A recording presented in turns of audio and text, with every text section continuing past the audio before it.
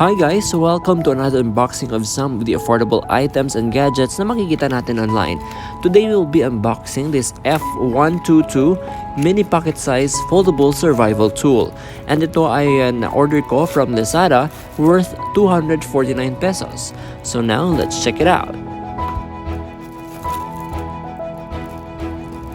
So first impression, dun pa lang sa box ay masasabi na natin na ito ay hindi 100% original at authentic dahil yun nga, nakalagay lang sa box tapos may nakalagay lang ng tag na F122. Sabay ito ay nakabalot lang sa plastic. So ito yung ating product ay mini pocket size foldable survival tool kasi meron itong iba't ibang parts na pwede natin magamit for survival. So first, yung kanyang main talaga na purpose is yung kanyang knife.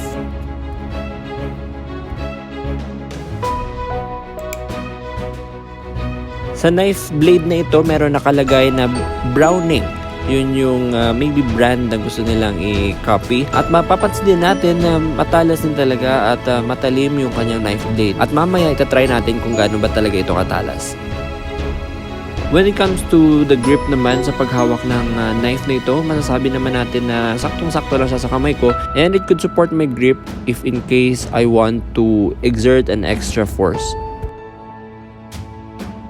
The item is not super light na masasabi mo na sobrang gaan. It has a weight on it. Medyo solid and sturdy yung ating product. Dahil siguro mostly metal yung lahat ng parts nito.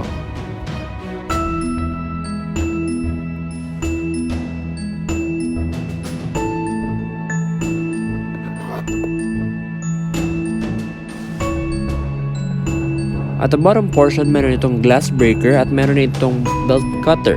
And on the right side, meron itong clip if ever you want to clip it on your belt, on your pocket, or on your bag.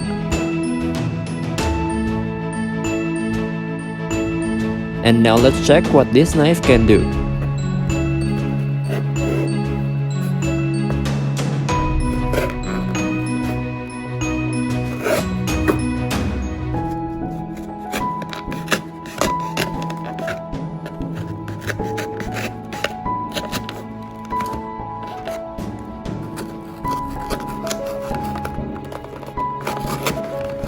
I only tried to test the performance of this portable knife in a box, but I haven't tried it yet if it can withstand the wood, the can, fabrics, or thick plastic bottles, but I think this product can do it.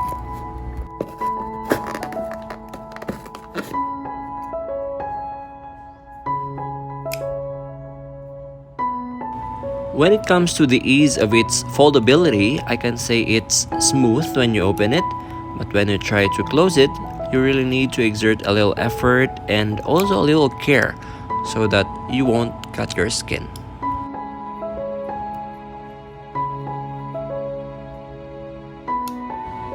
This pocket-sized survival tool is very important, especially when you are going for a hike or going to a forest and you need to cut twigs, open cans, cut ropes, and a lot more.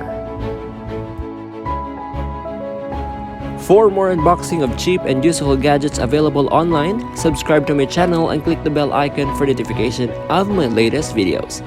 This has been Steven. Thank you, God bless, and have a nice day.